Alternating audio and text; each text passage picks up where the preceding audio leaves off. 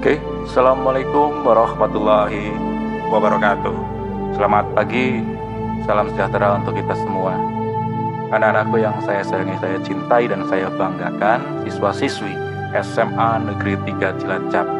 Semoga pada hari ini kalian dalam keadaan sehat semuanya, dalam keadaan bugar, dan terhindar dari segala permasalahan, segala hal buruk, dan apalagi sekarang yang sedang booming-boomingnya adalah virus corona.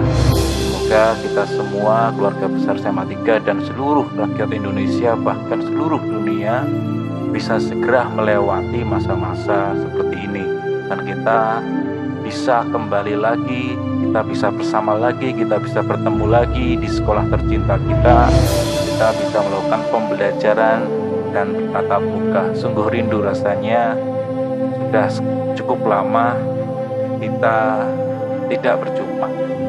Semoga kalian semua diberi kesehatan selalu, amin. Untuk kali ini saya akan melakukan pembelajaran sejarah Indonesia.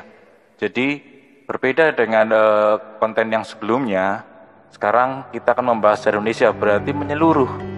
Jadi pembelajaran pada hari ini adalah yang menyaksikan adalah semua jurusan, terkhusus kelas 11 dari IPS, MIPA, dan Bahasa.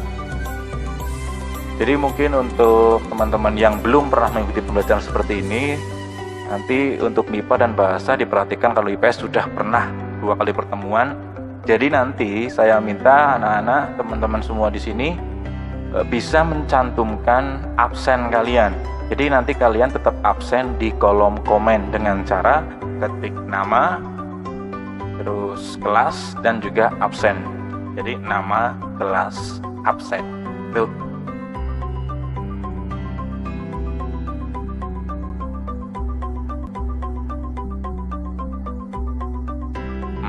Untuk pagi hari ini kita akan membahas tentang materi pembelajaran masa kolonial. Dan yang akan saya bahas, saya akan persempit menjadi pembahasan dari beberapa tokoh pada masa kolonial itu. Di antaranya adalah Dr. Cipto Mangunkusumo. Oke, kita sering mendengar istilah nama ini. Saya harapkan anak-anakku semua mengenal sosok beliau, siapa itu Dr. Cipto Mangunkusumo. Jadi kalian tidak sekedar hanya mengenal letaknya saja. Kenapa letaknya? Kalian pasti tahu kalau misalkan ditanya, mau lewat mana? Dr. Cipto tahu ada di sebelah mana. Kita banyak kota-kota yang memiliki jalan bernama Jalan Nama-Nama Pahlawan. Di antaranya Dr. Cipto Mangunkusumo. Lalu siapa Dr. Cipto Mangunkusumo? Kita melihat dari label namanya di depan. Itu ada istilah DR yang kita sebut sebagai Dr. Cipto Mangunkusumo. Berarti dia adalah seorang dokter. Dia berijazah dan dia bersekolah kedokteran. Nah, nanti kita akan kupas di mana dia bersekolah, lalu bagaimana dia mendapatkan gelar itu, lalu bagaimana dia bisa bersekolah di sekolah dokter, dan sekolah dokter apa yang dia ikuti sampai dia bisa menjadi seorang dokter yang sekarang kita sebut sebagai Dr. Cipto Mangunkusumo. Oke, untuk membahas tentang dunia kedokteran itu pada masa kolonial memang masih sangat jarang sekali. Jadi masih sedikit sekolah-sekolah yang meluluskan dokter-dokter. Bahkan istilah dokter pun masih awam orang dengar. Karena sebelum adanya kolonial masuk, itu mungkin masih sering kita mendengar ada tabib, ada dukun, dukun beranak, dan lain-lainnya. Jadi untuk istilah medis itu masih sangat awam. Nah, saya akan menjelaskan awal mula munculnya istilah-istilah kedokteran itu. Nah, yang identik dengan dokter itu ada istilah yang namanya mantri. Ya, istilah mantri kini hampir tak diketahui orang. Di masa lalu itu mantri menjadi andalan orang sakit. Karena dulu istilah dokter, istilah perawat, istilah bidan itu masih jarang sekali. Lalu kenapa ada mantri? Nah, istilah mantri itu sebenarnya memang hanya ada di Indonesia. Karena pada saat itu jumlah lulusan kedokteran di Indonesia itu belum banyak, sehingga mantri lah yang dikerahkan.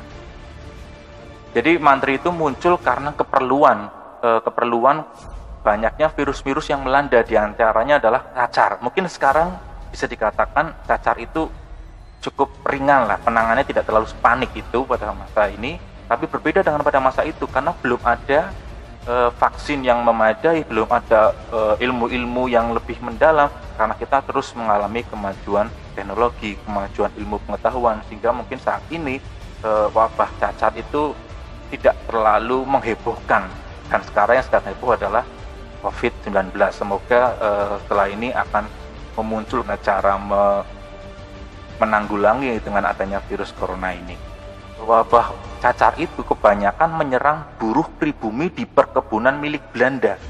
Lantaran virusnya cepat menyebar dan obat penangkalnya kala itu belum mutakhir, orang-orang Belanda khawatir tertular. Selain karena itu, wabah cacar yang menyerang buruh membuat usaha perkebunan rugi, lantaran jumlah buruh berkurang dan produktivitasnya pasti menurun. Untuk menanggulangi wabah itu, pemerintah kolonial mengirim banyak dokter yang semua orang Belanda. Namun jumlah dokter tak memadai. Karena pengiriman dokter ke Indonesia pun juga membutuhkan biaya yang begitu besar.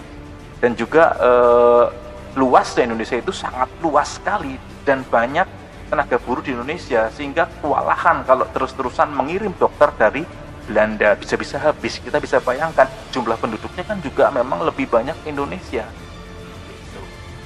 Nah, lebih lagi wabah cacar menyerang sampai ke pelosok, sementara petugas kesehatan baru terdapat di kota. Nah, karena keterbatasan jumlah dokter dan tenaga medis lainnya merasa tidak sanggup untuk menanggulangi keganasan penyakit, akhirnya dibentuklah profesi baru di bidang kesehatan dengan memberikan pelatihan kilat kepada pribumi. Saat itulah profesi mantri kesehatan lahir dengan bermacam-macam kategori. Ada mantri cacar, mantri vaksin, mantri pes, bahkan mantri kakus juga ada. Dan kebanyakan yang mendapatkan pendidikan mantri itu kebanyakan laki-laki. Makanya era saya atau mungkin era kalian mungkin pernah dengar istilah yang sering kita dengar adalah Pak Mantri, jarang Bu Mantri, kebanyakan adalah Pak Mantri. Terus upaya pembangunan medis lebih serius baru muncul pada bulan Oktober tahun 1847 agar mengadakan pendidikan kedokteran barat untuk penduduk pribumi. Nah, hasilnya didirikanlah Dokter Jawa School di Batavia dengan masa studi 2 tahun. Nanti di dokter sekolah Jawa di tahun pertama, para siswa diberi pelajaran seputar fisika, kimia, geologi, botani, zoologi, dan analisis terhadap tubuh manusia.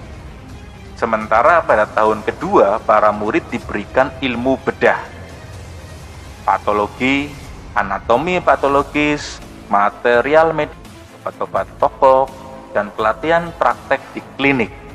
Ketika lulus, siswa mendapat gelar dokter Jawa, meski sebenarnya mereka bukan dokter.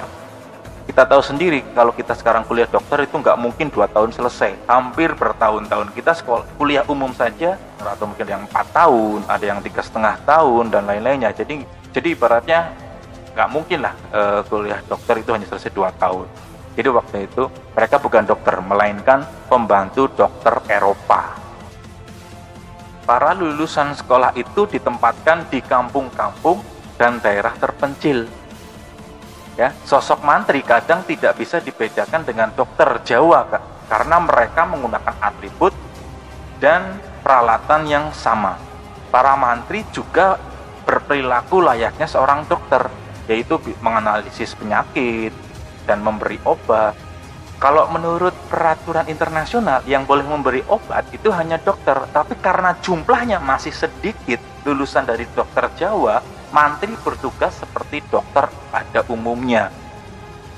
Namun jalanan banyaknya kritik pada kualitas lulusan dokter Jawa, pada tahun 1898 sekolah dokter Jawa diubah menjadi School Tooth Opleiding van Inlandse Artsen atau STOVIA.